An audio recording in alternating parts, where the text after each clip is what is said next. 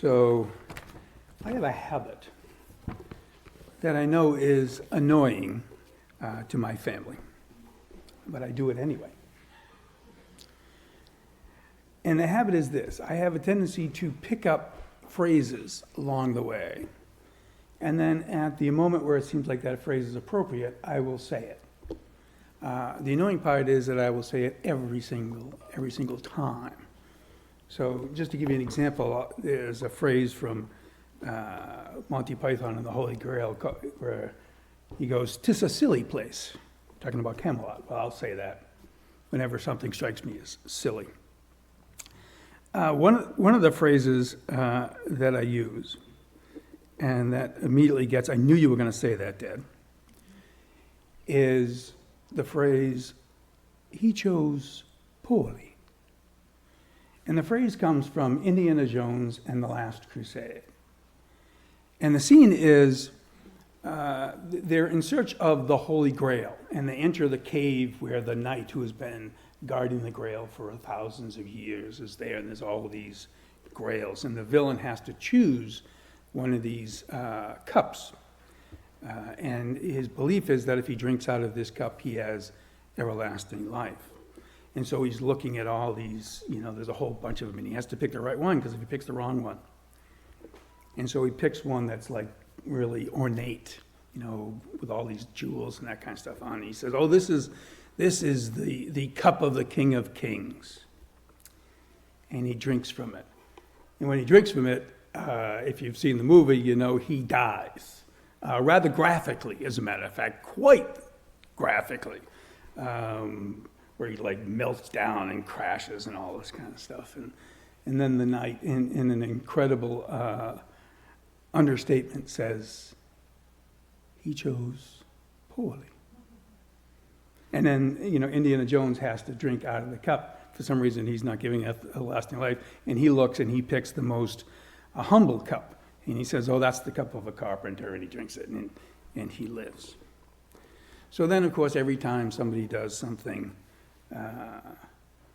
stupid, either in the news or in sports or whatever, invariably I will say, "He chose poorly."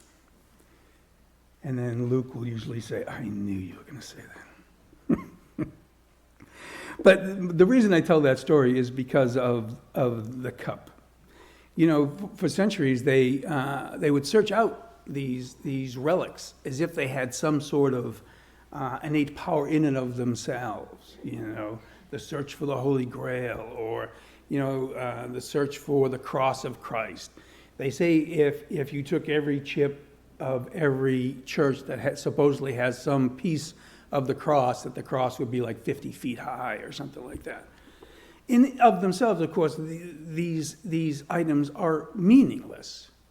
They have no power of themselves. If you drink out of the cup that Jesus drank out of at the Last Supper, you are not going to get everlasting life. In fact, you would never find that cup. Why would it ever even be saved? The guy that ran the inn, I'm sure, didn't put that cup aside. It's just a cup at a meal. That's all this is, by the way. This is just a cup at a meal. The whole point is how you partake of it, not what you are drinking out of. But people get superstitious, as we know. And this is just a vessel. That's all it is. It could be one of these. These are the tiniest little vessels you could possibly find. But we could have, a gigantic Bible up here, for instance, and just impress you with the size. You can find. I got one in my attic, by the way. If you ever want one, I got one. I got a nice big one. Difference doesn't make. Doesn't matter. It's what it says inside. It doesn't make a difference how big the Bible is, or how special, or how ornate the cup is, or any of that kind of stuff. Makes no difference. The vessel doesn't make a difference. It's how the vessel is used that makes the difference. And so, if you use the vessel poorly, then it is a useless vessel. But if that vessel is used properly, then it becomes a meaningful vessel. This morning, we're going to look at a guy, Saul of Tarsus, who Jesus calls a chosen vessel. Now, the interesting thing about him is, as far as everybody was concerned, including Ananias, who, as Josh read for us this morning, said, Lord, you don't know who this guy is. This guy is a persecutor of the church. Everybody that saw this guy would never consider him to be a chosen vessel. If you were going to pick one guy to spread the gospel, it certainly wouldn't have been that guy. He was, as I pointed out in Sunday school this morning, he was a terrible guy. He just was. He did terrible things. And he's said that. We know that. And to think that this terrible guy would be eventually the guy that would write 1 Corinthians 13, right? The quintessential words on love is either impossible or chosen. And we know the answer to the question. And so we have to ask ourselves, am I a chosen vessel? Are you a chosen vessel? Now, in and of itself, if you said to me, are you a chosen vessel? I would say absolutely not. Of all people that should be chosen, I am the last person that should be chosen. And you might feel that, and probably should feel that way about yourselves. How could I be a chosen vessel? There is no expectation that you could possibly have if you chose me. But let's take a look at a few verses about what it means to be chosen. One is Paul speaking in 1 Corinthians chapter 1, verse 27. 1 Corinthians chapter 1, verse 27. This is how Paul describes those who are chosen. He says, "For ye see your calling, chosen brethren, how that not many wise after the flesh," well, I got that down, "not many mighty, not many noble are called. But God has chosen the foolish things of the world to confound the wise.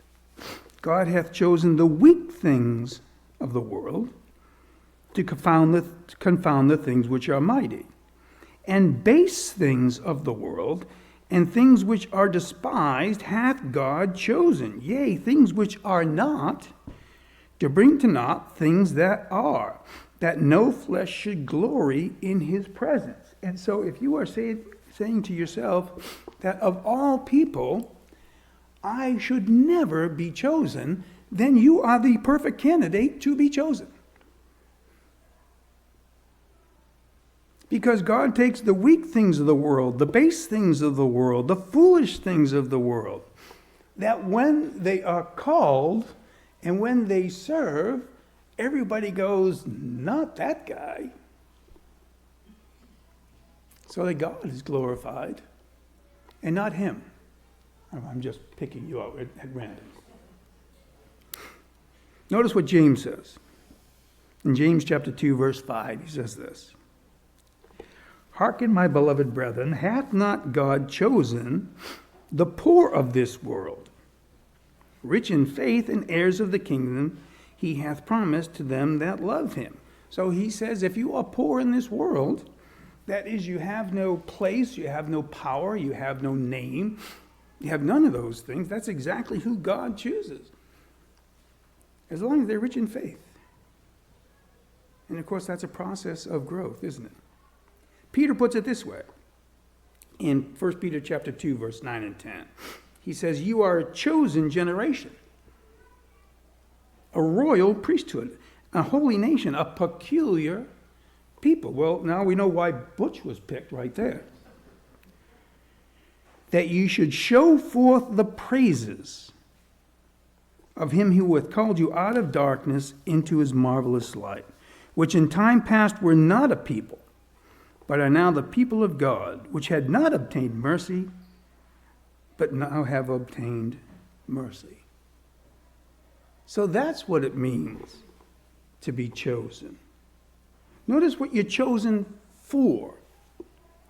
that you should show forth the praises of him who hath called you.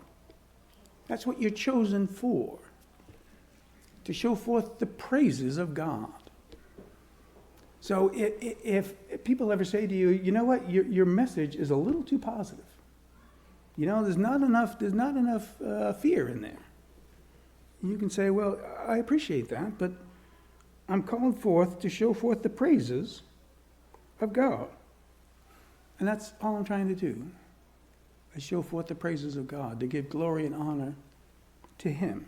Now, I might be poor at it, but that's what I'm trying to do. And notice what they're called to. They're called out of darkness into his marvelous light.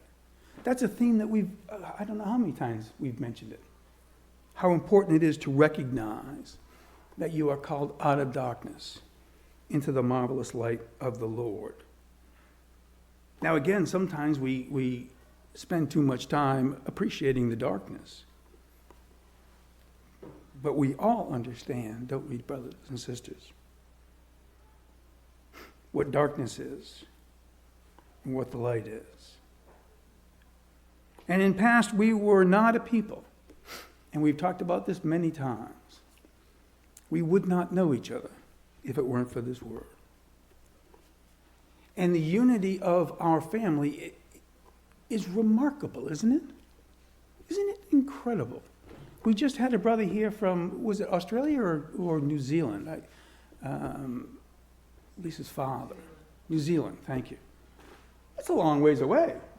I don't have a lot of friends in New Zealand, and none of them who aren't Christadelphia. And why would I? Why would you? And yet he comes here and he stands up here and he starts talking, and we know exactly what he's talking about. He doesn't say anything that I go, well, that must be a New Zealand thing, other than the accent. Because it's the same message. We were not a people, and now we are. And we certainly had not obtained mercy. And now we have, and thank God for that. But here's the question, brothers and sisters. Do you believe it? Do you believe that God has chosen you to give his message? Do you believe that you are a chosen vessel of God? It sounds almost difficult, doesn't it? And yet when we look at the parameters, we go, well, I fit all those things in 1 Corinthians chapter 1 to a T.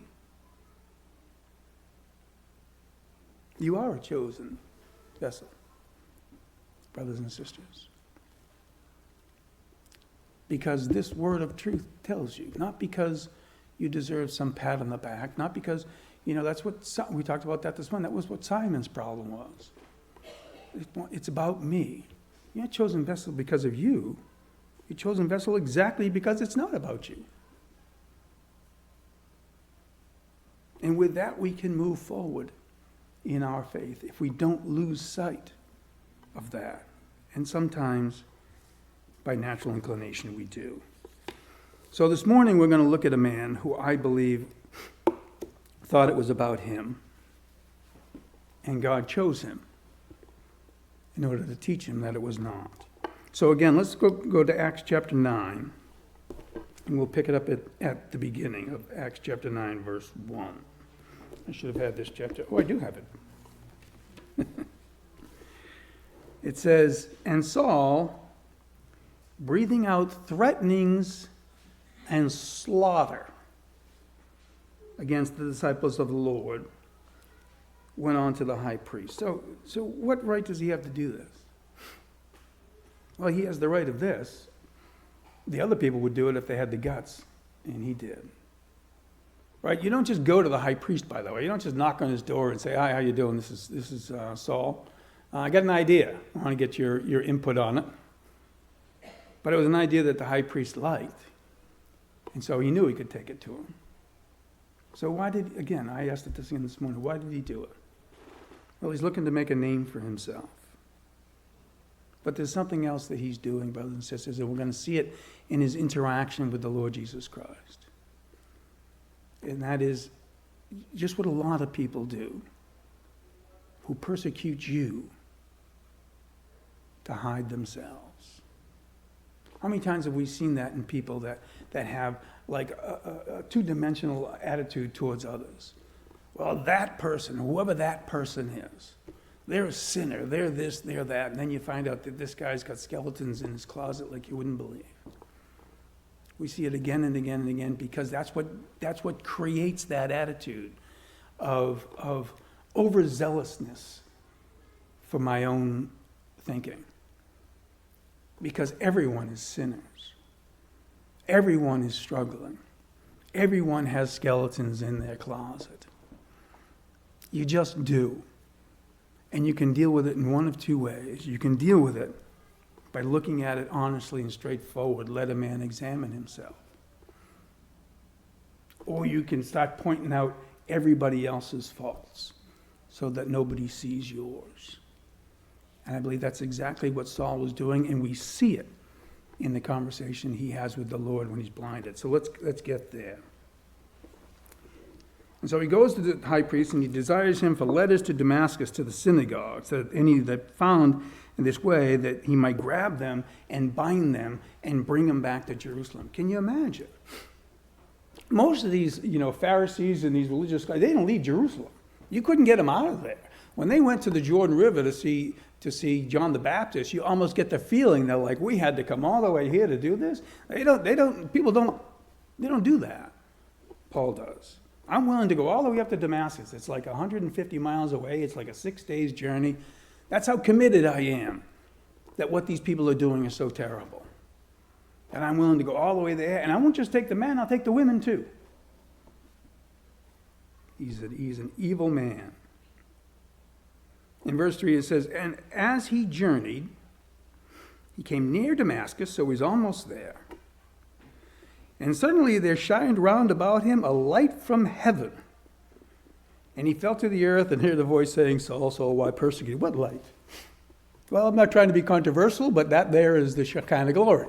7 times brighter than the sun. There it is. There it is again. He shines forth. And it's so powerful that the light knocks him to the ground. We don't know if he's on a horse or if he's walking or what he's doing, but the light is so strong that it knocks him to the earth. It's also so strong that it blinds him. And he hears a voice, Saul, Saul, why are you persecuting me? And he said, who art thou, Lord? Do you think Saul knew who it was? This is not an everyday occurrence that you would get hit by this light and that a voice from heaven would come and speak to you. And he's persecuting people who are saying that this man has been raised from the dead and is seated at the right hand of the Father, and all of a sudden he gets knocked to the ground and a voice speaks to him and he says, why are you persecuting me? Do you think Saul knew who he was persecuting? I believe he did. I'm sure he did. But he's not going to say it. He's not going to admit to it. He's not going to own up to it. And so he says, who are you, Lord? And see the difference between when the Lord appears to Saul and when the Lord appears to Ananias. Because when the Lord appears to Ananias and he says, Ananias doesn't say, who are you, Lord? He says, here I am. I'm ready to go.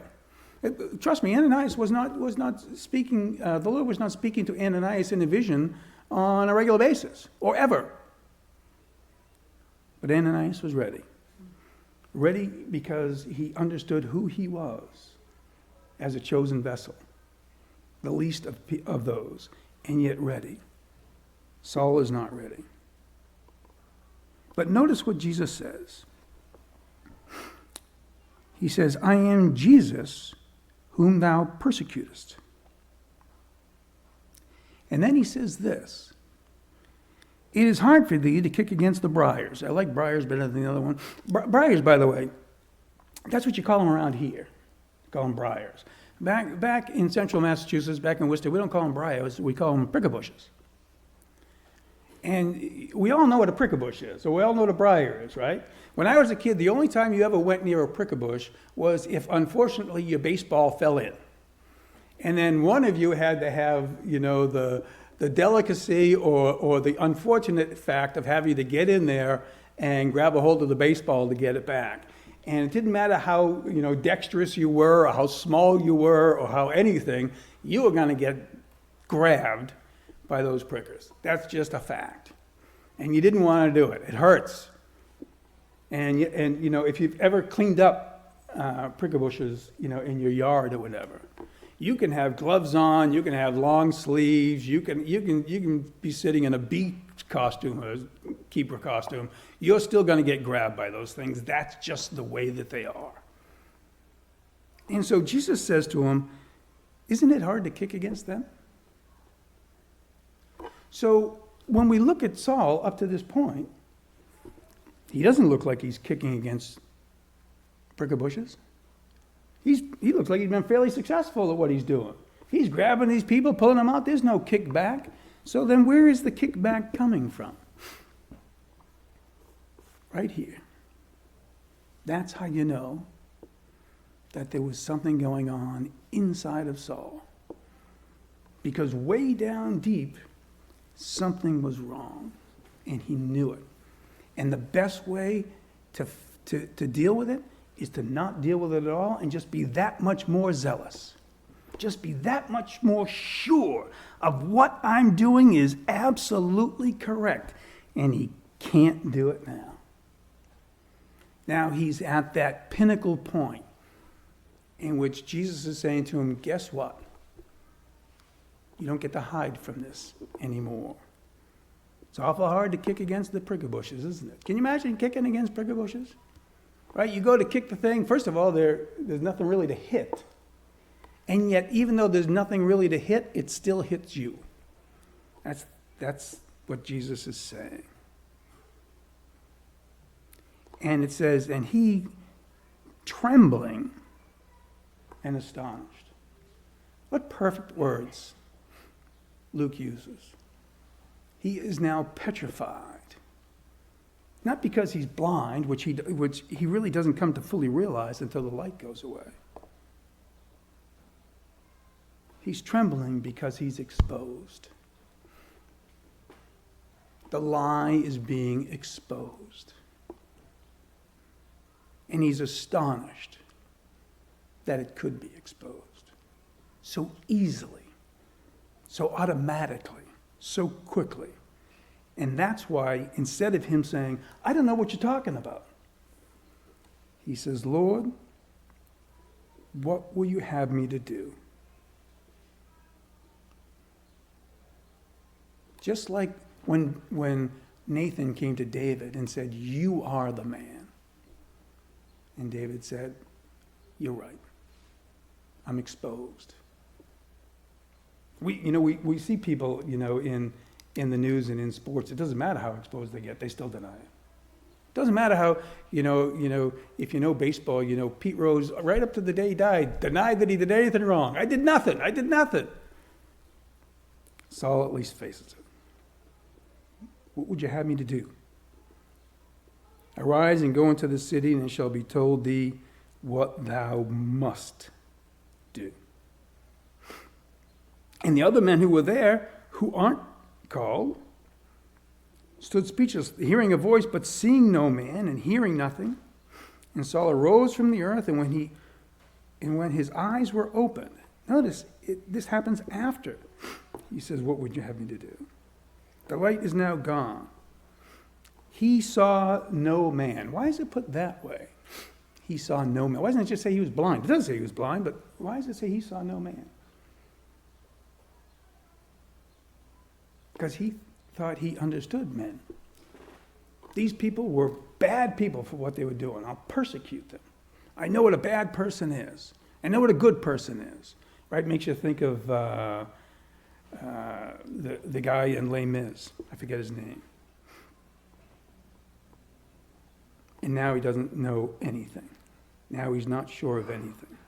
But they led him by the hand and brought him into Damascus. This powerful man, this vigilant, of vengeance man, this zealous man is now being led by a hand into Damascus. And he was 3 days without sight, and neither did eat nor drink. He was still trembling and astonished 3 days later. And there was a certain disciple at Damascus named Ananias, and to him said the Lord in a vision, Ananias, and he said, Here I am, Lord. And he tells him, Arise and go into the straight gate, the straight street, right? Because we're going to straighten this out. That's literally what it's telling us. We're going to straighten this out with Saul. Go to the straight street, to the house of one Judas, for Saul of Tarsus, for he prayeth. And he has seen a vision of a man coming in, a man named Ananias coming in, putting his hands on him. And we know that's exactly what happens. Ananias comes in and puts his hands on him and says, Brother Saul, receive thy sight. But Ananias says to Jesus, and understandably, Lord, I know this guy. We know about this guy. It's interesting, they knew that he was coming, right? We know this guy. He's a persecutor of the church. Are you sure we're talking about the same guy? I think maybe, there's a misunderstanding. And Jesus says, Go thy way, for he is a chosen vessel unto me, to bear my name before the Gentiles and kings and the children of Israel, and I will show him how great things he must suffer for my sake. And nobody suffered like Paul. We certainly haven't suffered like Paul, shipwrecked and imprisoned and beaten 3 times, 40 minus 1. Why was he this chosen vessel? Why was he the guy that was going to suffer all these things? Well, he's the perfect choice, really, because he persecuted people. He had people killed, like Stephen, because of his zealotry, because of his bigotry, because of his anger and his hate and his blindness. Who better now than him to understand what it means to suffer? And he does. He's the perfect choice. Well, of course he's the perfect choice. Jesus has chosen him. A chosen vessel. And Ananias went and put his hands on him and said, Brother Saul. And immediately there fell from his eyes as it had been scales. And he received sight forthwith and arose and was baptized. And when he received meat, he was strengthened. And straightway, in verse 20, it says, he preached Christ in the synagogue, that he is the Son of God. And so the story of Saul begins. The story of Paul really begins. This man who was zealous for his own things becomes the zealot for Christ. The man who will suffer all things.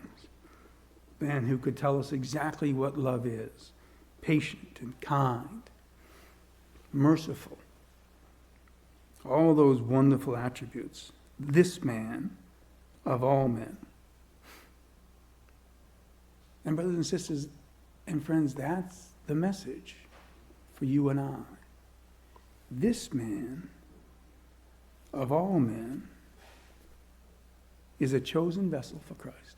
The chosen vessel in many respects. We see all the writings, all the sufferings. We learn from both what he did and what he said, what it means to be a disciple of the Lord Jesus Christ. This man,